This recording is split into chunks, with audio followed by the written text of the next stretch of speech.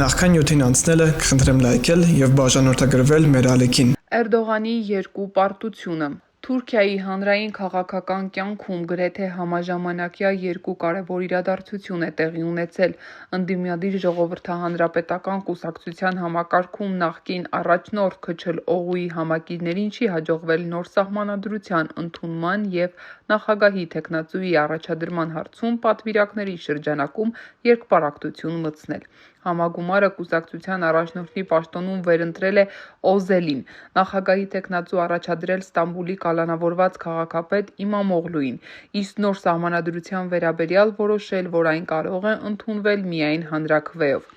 Համագումարի ելույթում ԺՀԿ առաջնորդ Օզելը քննադատել է Քչլօղուին եւ նրա անուղղակի մեղադրել իշխանությունների հետ համագործակցության մեջ։ Օզելի գնահատմամբ Աթաթուրքի հիմնադրած կուսակցությունը վերջին 20 տարիներին պարտադիր են բավարարել խորհրդարանում 25% ներկայացվածություն, նրան ներշնչում է նախագահական ընտրություններում մշտապես պարտվողի կերպարը։ Օզելը ԺՀԿ-ի նոր ուղեգիծ է հռչակել մասնակցել բոլոր գործընթացներին, հեռու մնալ իշխանությունների հետ գործարքից, հաղթել եւ Թուրքիային վերադարձնել Աթաթուրքի կողմից սահմանված աշխարհիկ ժողովրդավարական կառավարման սկզբունքները։ Ըստ սոցիոլոգիական հարցումների, ներկայումս Թուրքիայի իշխող եւ գլխավոր ընդդիմադիր կուսակցությունների վարկանիշը գրեթե հավասար է, ու թեև նախագահական ընտրությունները պետք է կայանան 2028-ին, նոր սահմանադրության ընդունման հետ կապված ներքաղաքական պայքարի մեկնարկն արդեն տրված է։ Ըստ երևույթի, սահմանադրական փոփոխություններով նախատեսվում է Էրդողանին երրորդ անգամ նախագահի թեկնածու առաջադրվելու հնարավորություն ընձեռնել։ Քեմալականները դեմ են եւ հայտարարում են, որ շարունակելու են պայքարել եւ հակաքարոզչություն են իրականացնելու։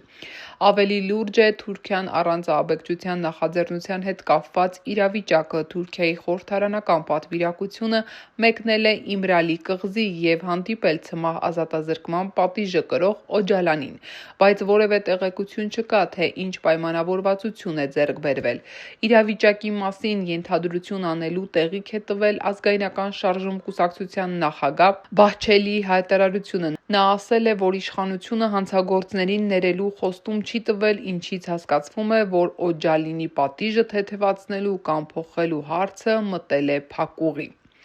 Նույն օրը կառավարության նիստի ավարտին դիմելով Թուրքիայի քաղաքացիներին Էրդողանը Թուրքիան առանց ահաբեկչության նախաձեռնությունը համարել է Եվրամիության անդամակցության նախապայման։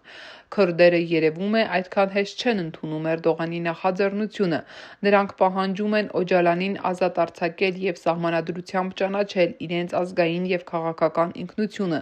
Ընդդիմադիր ԺՀԿ-ն քրդերի հետ հաշտության գործընթացին չի մասնակցում։ Մեկ շաբաթյա ժամանակահատվածում Էրդողանը վարկանշային երկու պարտություն է կրել, որ Թուրքիայի համար կարող էր որոշիչ լինել։